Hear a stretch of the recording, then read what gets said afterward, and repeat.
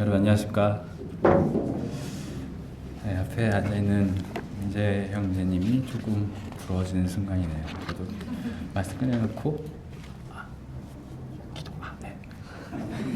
기도하라고 말씀하시네요.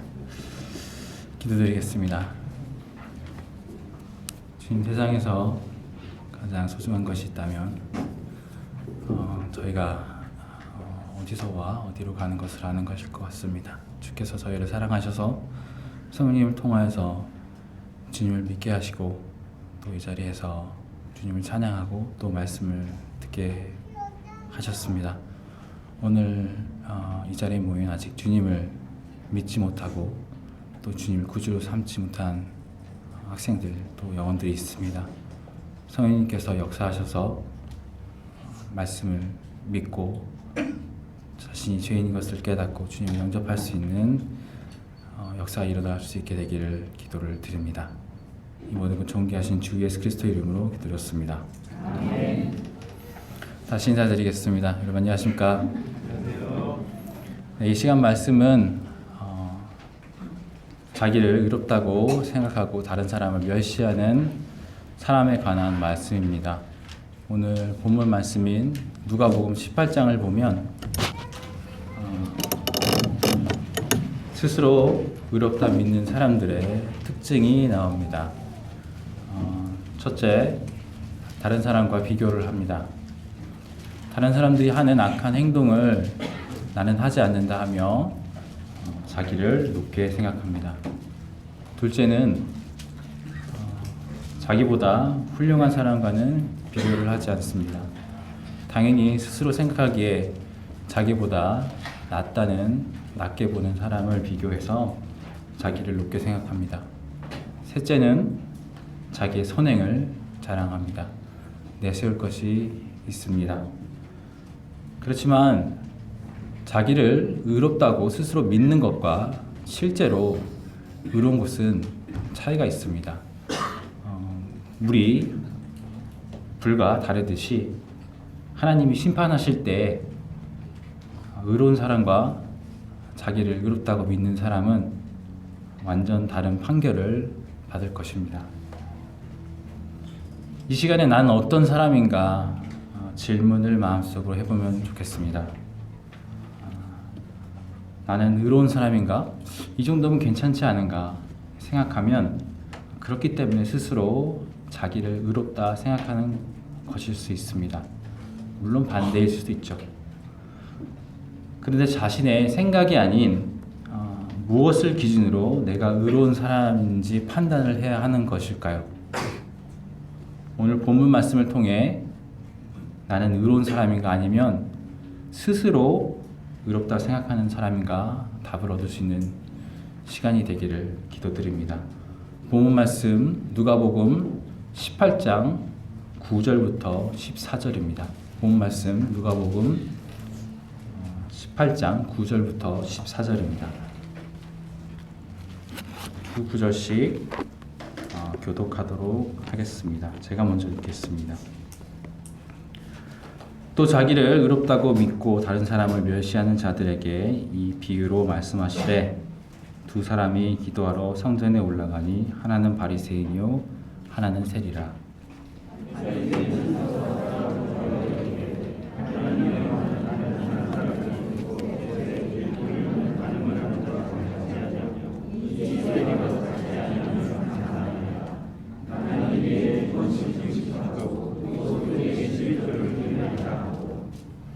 세리는 멀리 서서 감히 눈을 들어 하늘을 쳐다보지도 못하고 다만 가슴을 치며 이르되 하나님이여 불쌍히 여기소서 나는 죄인이로소이다 하였느니라.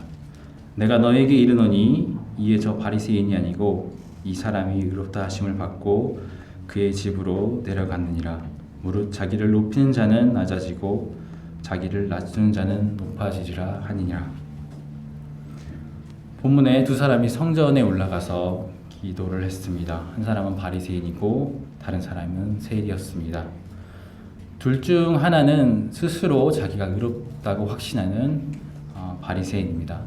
앞에서 말씀드렸듯이 이 바리새인은 다른 사람과 자기를 비교합니다.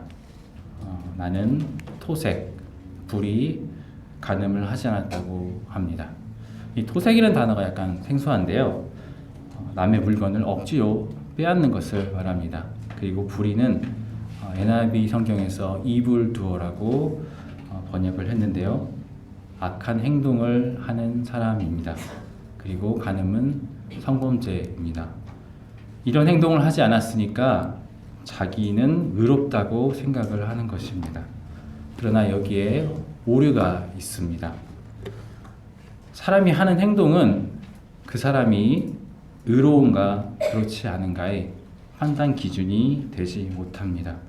왜냐하면 어떤 사람이 남의 물건을 훔치지 않는 것은 그 사람이 의롭기 때문이 아닌 범죄를 저질러서 감옥에 가는 것이 두렵기 때문입니다. 예를 들어서 말씀드렸듯이 누군가 감옥에 가는 것이 두려워서 도둑질을 하지 않았다면 그 사람은 상식적이고 계산적인 사람이지 의로운 사람은 아닙니다. 이에 대해서 마태복음 5장 21절, 22절은 이렇게 말씀하십니다. 제가 읽겠습니다. 옛사람에게 말한 바 살인하지 말라.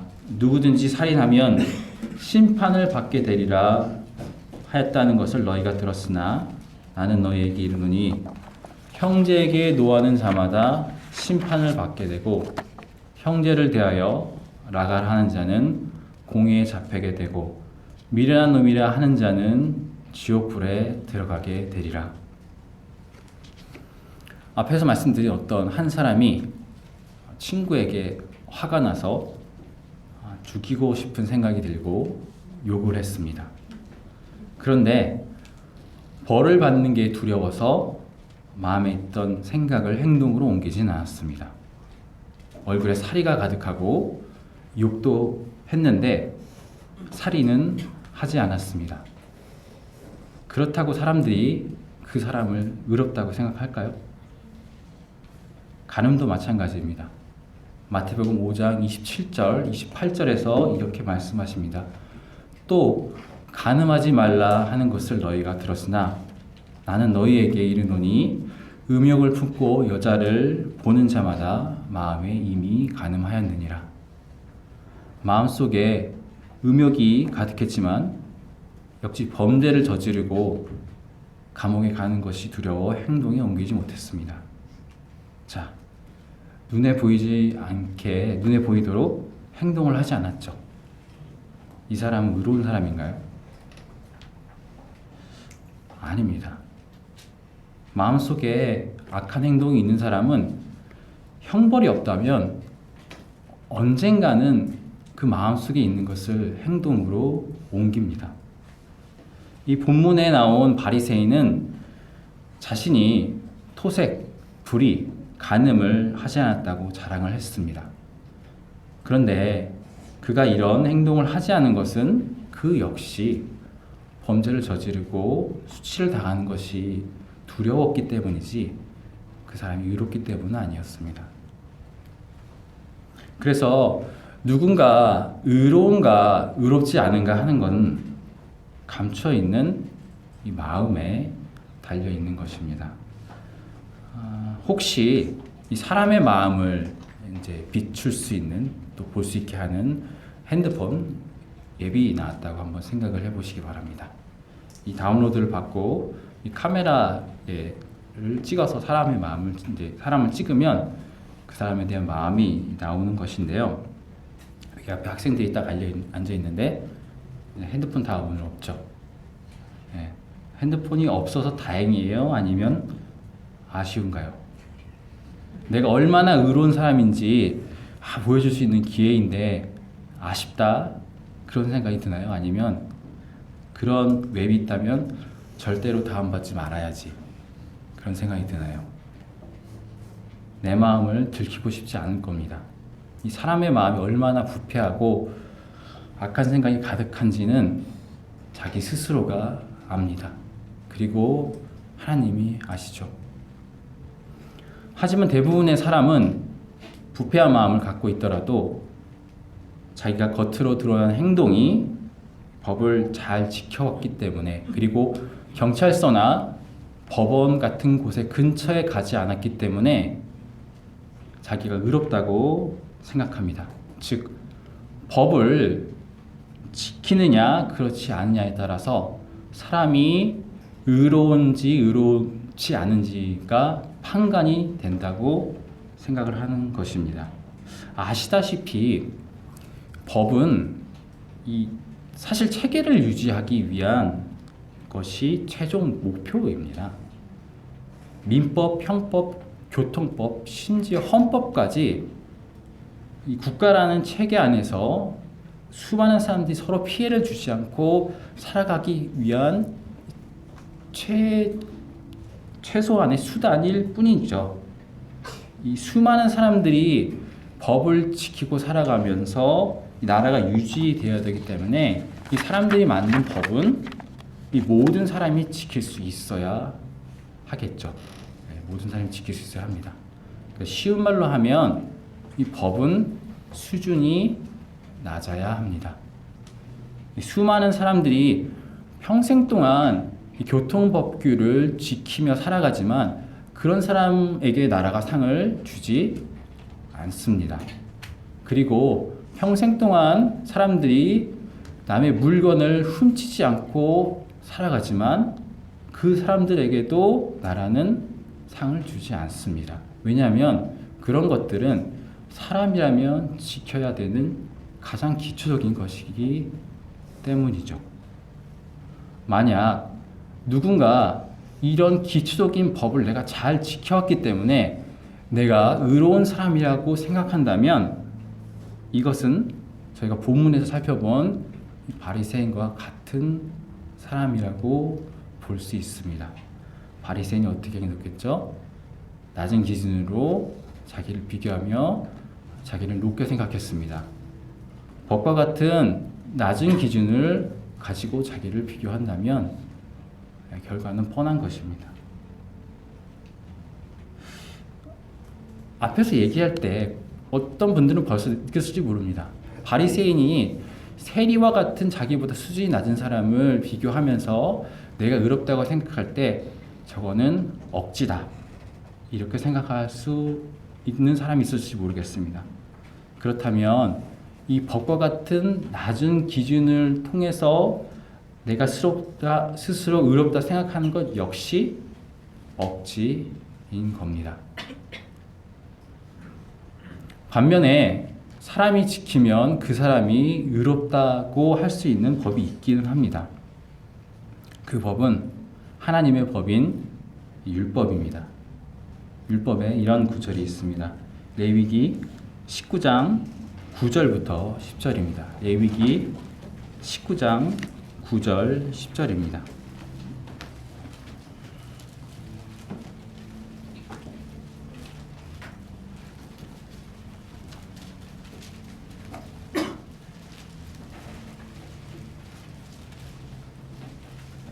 제가 읽겠습니다.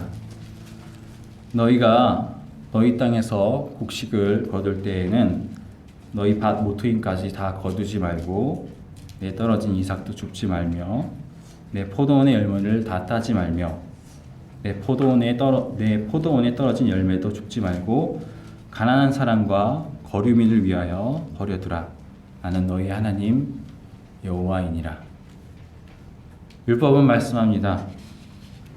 가난한 사람과 타국인을 위해서 추수할 때 밭 모퉁이의 곡식과 밭에 떨어진 이삭을 줍지 말아라. 포도원에 약간의 열매를 남기어라. 내가 포기함으로, 내가 조금 희생함으로 가난한 자들과 타국인이 굶지 않게 된다. 내게는 약간의 열매를 포기한 것일 수 있지만 먹을 것이 없는 노인과 어린아이들에게는 하루를 굶지 않거나 또한 일주일을 굶지 않을 수 있는 양식이 될 수 있는 것입니다. 이러한 법을 지킨다면 그 사람은 의로운 사람이지 않을까요? 또 다른 율법은 이렇게 말씀하십니다. 출애굽기 21장 2절 3절입니다. 출애굽기 21장 2절 3절 같이 살펴보도록 하겠습니다.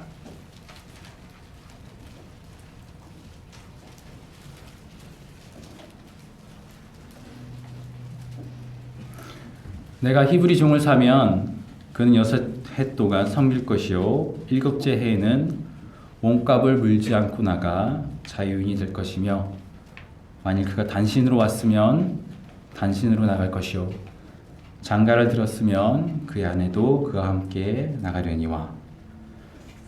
이스라엘 백성은 히브리인을 종을 삼았을 때 7년째 종을 자유인으로 내보내줘야 합니다. 이 종은 원래 평생 동안 주인에 속해 있어야 되는데요. 7년이 되면 매년 이 자유인으로 풀어줘야 한다고 말씀하고 있습니다. 너무 의로운 주인이죠. 그런데 이 금전적으로 손해보는 것은 어떻게 해야 할까요? 앞에서 살펴봤던 추수할 때 밥 모퉁이의 곡식을 남겨두거나 포도원의 약간의 열매를 남기는 것도 1년, 2년은 할 수 있을지 모릅니다. 그런데 매년 할 수 있을까요? 매년 할 수 있다면 그 사람은 진짜 의로운 사람일 것입니다. 이 율법이 613개가 있는데요. 그 율법은 모두 이처럼 의롭습니다. 그 법을 지키면 그 사람은 의롭다 할 수 있는 것이죠. 왜냐하면 율법을 지으신 이가 의로우신 하나님이기 때문입니다. 정말로 진정으로 자기가 의로운 사람인지를 판단하고 싶다면 이런 높은 수준의 기준으로 자기를 비교를 해봐야 합니다.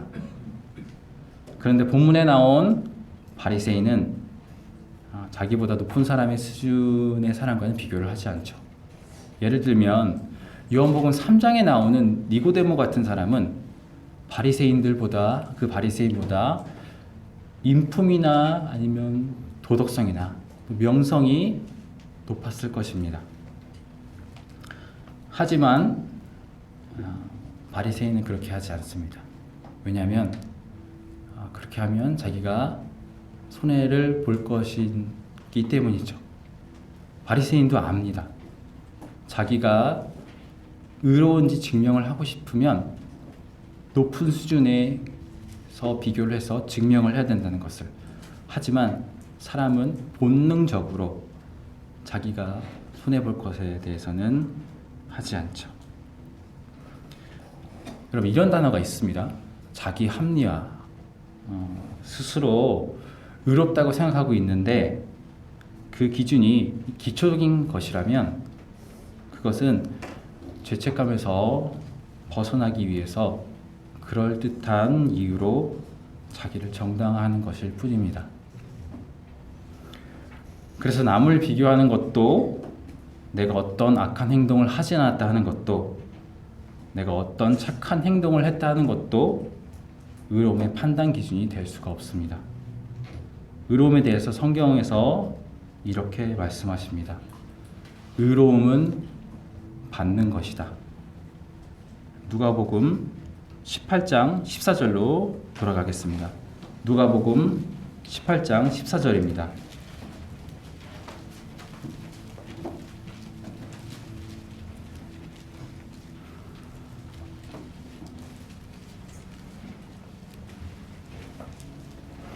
내가 너희에게 이르노니 이에 저 바리새인이 아니고 이 사람이 의롭다 하심을 받고 그 집에 내려갔느니라. 주님께서 말씀하십니다. 세리가 의롭다 하심을 받았다. 그렇습니다. 의로움은 스스로 칭하는 것이 아니죠. 주어지는 것입니다. 왜 받는 것이냐 하면 사람의 기준은 모두 자기 중심적이기 때문에 그릇되었기 때문입니다. 이 동일한 사건을 보고도 어떤 사람은 자기에게 의롭게 이 사건이 좋다고 생각을 하고, 어떤 사람은 자기에게 의롭게 그 사건이 나쁘다고 얘기를 하는 것이 사람의 마음입니다. 선악의 기준을 자기 자신에게 두는데 사람 안에 공정한 판단 기준이 있을 수가 없습니다. 이에 대해서 로마서 1장 28절 32절에서 이렇게 말씀하십니다. 로마서 1장 28절부터 32절입니다.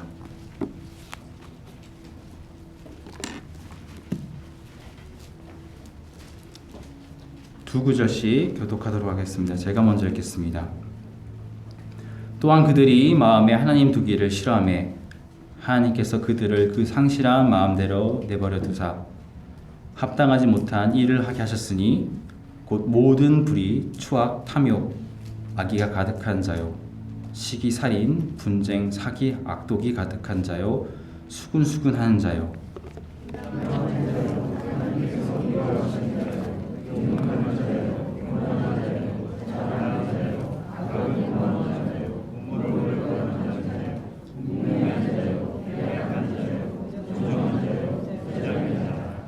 그들이 이 같은 일을 행하는 자는 사형에 해당한다고 하나님께서 정하심을 알고도 자기들만 행할 뿐 아니라 또한 그런 일을 행하는 자들을 옳다 하느니라.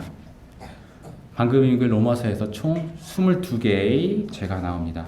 그리고 32절에 이 모든 일을 행하는 자는 사형에 해당한다고 말씀하십니다. 이 말씀을 듣고 어떤 사람은 이렇게 생각할지 모릅니다. 이 모든 죄들이 사형이면 세상에 살아남을 수 있는 사람이 없겠다라고 생각할 수 있습니다. 어떻게 수군수군하는 것, 비방하는 것으로 사형에 처할 수 있나?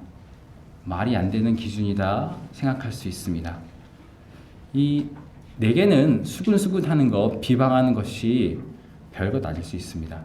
그러나 당하는 입장에서 생각을 해보면 죽고 싶은 심정일 수도 있습니다. 우매한 것, 무정한 것, 부모를 거역하는 것 역시 사형죄에 해당하지 않는다고 생각할 수 있습니다. 그렇다면 이 22개의 죄 중 부모를 거역하는 죄를 살펴보며 사형죄가 맞는지 한번 살펴보겠습니다. 왜냐하면 이 저를 포함해서 이 죄는 우리 모두가 저지르는 죄이기 때문입니다. 이 부모가 된다는 것은 쉬운 일이 아닙니다. 우선 10개월 동안 임시를 하는 과정이 있습니다. 그동안 엄마는 엄청난 신체의 변화를 겪습니다. 그리고 출산이란 목숨을 잃을 수 있는 과정을 거쳐서 이 땅에 생명을 낳습니다. 출산하면 아이를 먹이고 재우고 기저귀를 갈아주고 명품 가방으로 애지중지하던 가방이 이제 기저귀를 한 보따리 싼 가방이 되고 맙니다. 아이가 자라면 유치원에 가서 잘할까, 학교에 가서 잘할까, 졸업을 하면 취업을 할까, 또 취업을 하면 결혼을 할까 걱정을 합니다. 또 결혼을 하면 아이를 잘 낳을까 걱정하는 것이 이 부모의 마음입니다. 부모님께서 이런 말씀을 하신 적이 있습니다. 너희들이 먹는 것을 보면 내가 안 먹어도 배부르다. 저는 무슨 그런 말이 있나? 이 말도 안 된다. 그런 생각을 했는데요.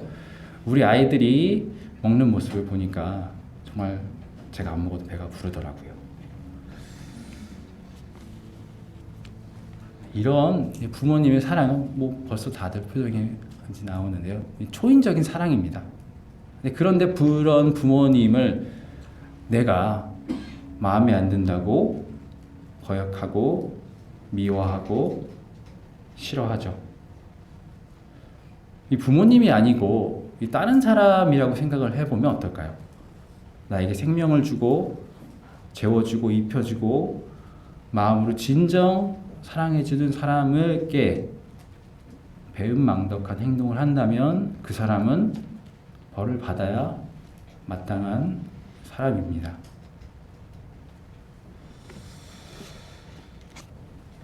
이 세상의 법이 부모를 거역하는 것을 사형죄로 규정하지 않는 것은 그 순간에 너무 많은 사람들이 사형죄에 당할 것이기 때문입니다. 이 기초적인 세상의 법이 이 부모를 거역하는 것을 죄로 규정하지 않는다고 부모를 거역하는 것이 죄가 아닌 것이 아닙니다. 부모를 거역하는 것을 가볍게 생각하는 사람은 생각을 고치시기 바랍니다. 부모를 거역하는 것만큼 하나님께서 가장 악한 죄라고 생각하는 것이 없습니다. 이 십계명을 보면 이 6번째 계명이 부모를 공경하라는 계명입니다. 십계명은 이 하나님과 인간 사이의 계명과 인간 사이의 인간 사이의 계명으로 나눠져 있는데요. 처음에 4개가 하나님과 사람 사이의 계명이고 인간과 인간 사이의 첫 번째 나오는 계명이 너희 부모를 공경하라는 부모에 관한 계명입니다. 이처럼 이 인간이 저질 수 있는 죄 중에서 하나님을 거역하는 원죄에 가장 가까운 죄가 이 부모를 거역하는 죄입니다. 이 원죄를 알아보기 위해서 창세기 3장 1절부터 8절을 살펴보도록 하겠습니다. 창세기 3장 1절부터 8절입니다.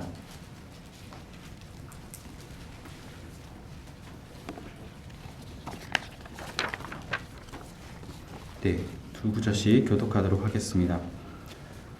그런데 뱀은 여호와 하나님이 지으신 들짐승 중에 가장 간교하니라. 뱀이 여자에게 물어 이르되 하나님이 참으로 너희에게 동산 모든 나무의 열매를 먹지 말라 하시더냐.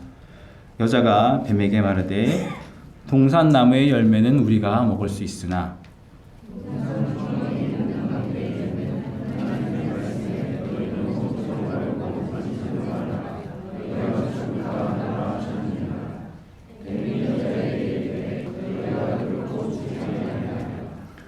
너희가 그것을 먹는 날에는 너희 눈이 밝아져 하나님과 같이 되어 선악을 알 줄 하나님이 아심이니라. 여자가 그 나무를 본즉 먹은직도 하고 보암직도 하고 지혜롭게 할 만큼 탐스럽기도 한 나무인지라. 여자가 그 열매를 따먹고 자기와 함께 있는 남편에게도 주매 그도 먹은지라.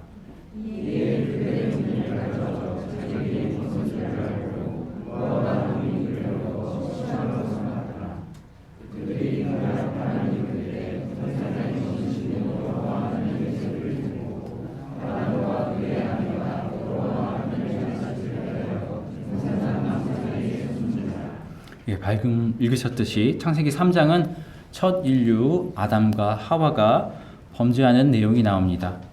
사람들은 자신들을 창조하시고 에덴 동산이라는 낙원을 만들어 주신 하나님 대신에 이 마귀의 게임에 넘어갑니다. 3장을 더 잘 이해하기 위해서는 창세기 1장과 2장이 어떻게 쓰여졌는지 조금 살펴볼 필요가 있습니다. 1, 2장 모두 창조에 대한 말씀입니다. 특히나 2장은 1장의 천지 창조에 대해 반복적으로 기록하는 것인데요. 물론 세세히 적고 있지만 중복되는 내용입니다. 이처럼 천지 창조라는 동일한 내용을 창세기 1장, 2장을 할애해서 기록하신 목적은 천지 창조가 인간을 위한 것이기 때문입니다. 그것을 분명히 하기 위해서 2장의 인간 중심으로의 창조 기록을 다시 적으신 것입니다. 하나님께서 인간을 이렇게 소중히 생각하시는데 3장에서 바로 마귀의 거짓말에 속아 하나님이 먹지 말라고 하는 선악을 알게 하는 나무를 먹습니다. 그리고 눈이 밝아져 자기 자신들이 벗은 줄 알고 무화과 나무 잎으로 치마를 삼고 동산에서 하나님이 거니는 소리를 듣자 숨습니다.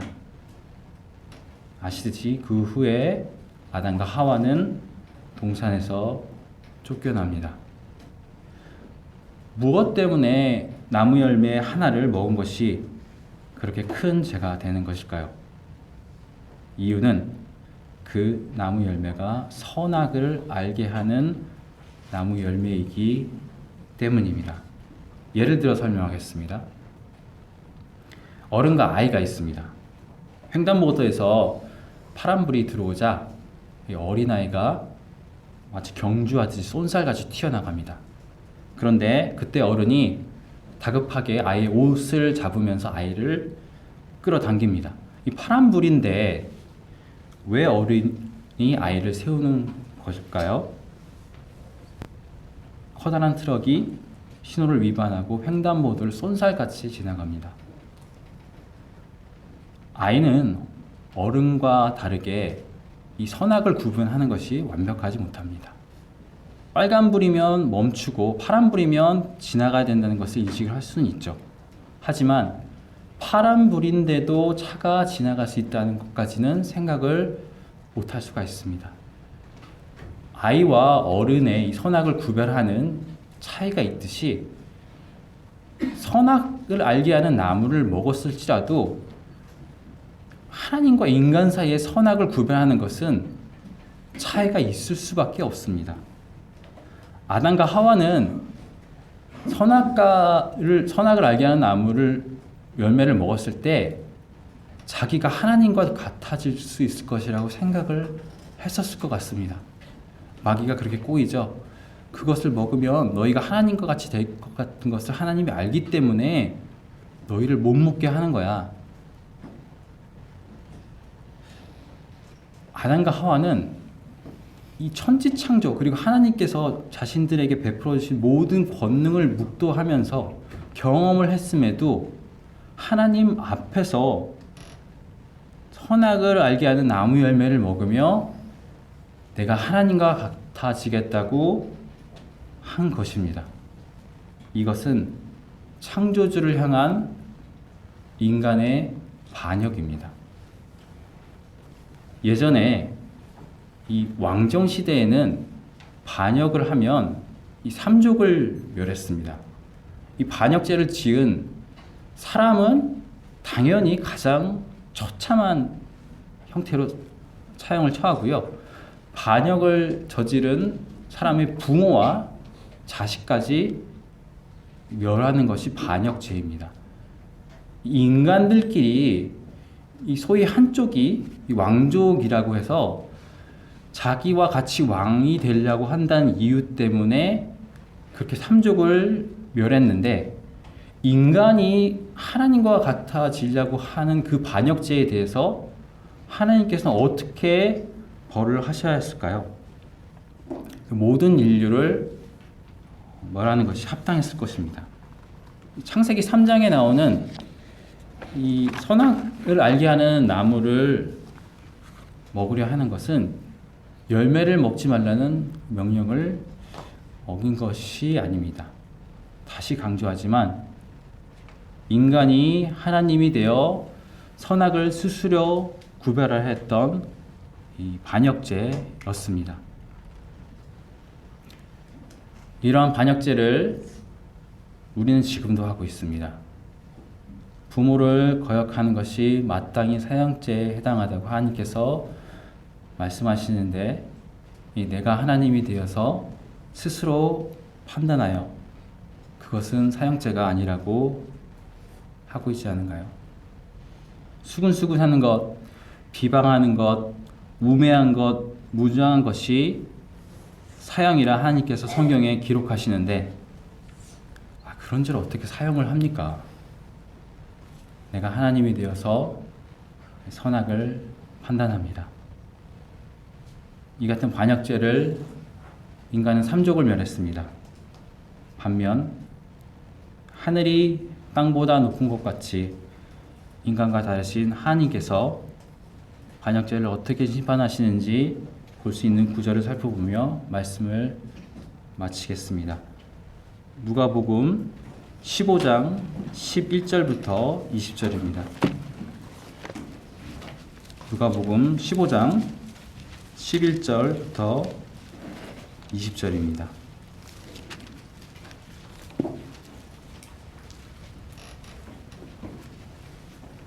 네, 두 구절씩 교독하도록 하겠습니다.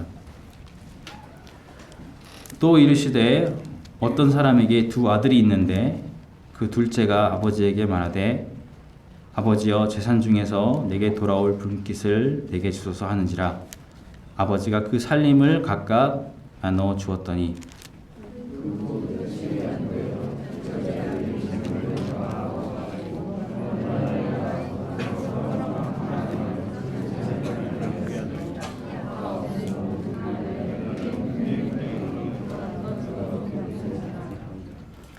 가서 그 나라 백성 중 한 사람에게 붙어사니 그가 그를 들로 보내어 돼지를 치게 하였더니 그가 돼지 먹는 주염 열매로 배를 채우고자 하되 주는 자가 없는지라.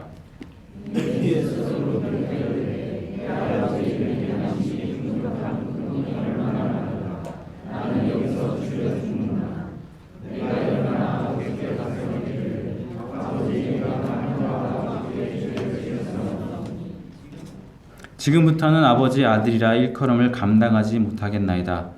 나를 품꾼의 하나로 보소서 하리라 하고 이에 일어나서 아버지께로 돌아가니라. 아직도 거리가 먼데 아버지가 그를 보고 치근히 여겨 달려가 목을 안고 입을 맞추니. 이 탕자의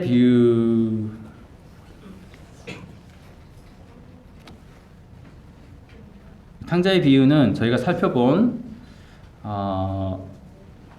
원제와 가장 비슷하다는 제입니다. 이 탕자 이 둘째 아들은 부모를 거역하는 것을 넘어서 이 호적에서 지워져도 할 말이 없는 행동을 합니다. 유산은 부모님이 돌아가시면 받는 것인데 이 아버지가 살아계실 때 유산을 달라고 합니다. 이건 마치 제가 아버지가 돌아가실 때까지 기다려 보려고 했는데 아버지 너무 오래 사십니다. 이제는 더 기다릴 수가 없습니다. 내 몫을 나누어 주십시오.